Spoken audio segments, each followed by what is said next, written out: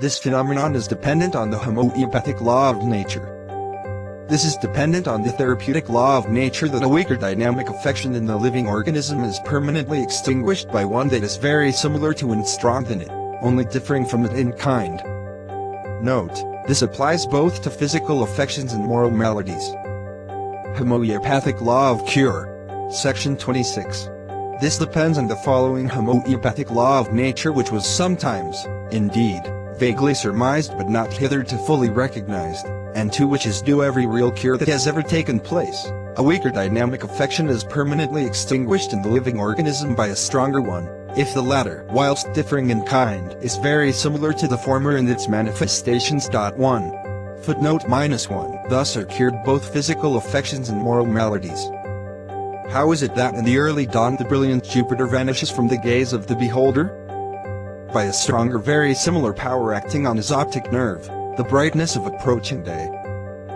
In situations replete with photoid odors, wherewith is it usual to soothe effectually the offended olfactory nerves. With snuff, that affects the sense of smell in a similar but stronger manner.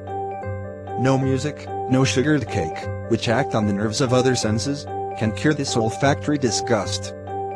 How does the soldier cunningly stifle the piteous cries of him who runs the gauntlet from the ears of the compassionate bystanders?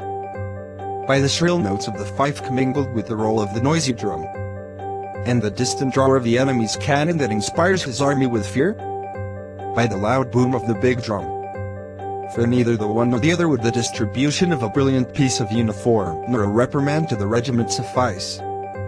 In like manner, mourning and sorrow will be effaced from the mind by the account of another and still greater cause for sorrow happening to another, even though it be a mere fiction.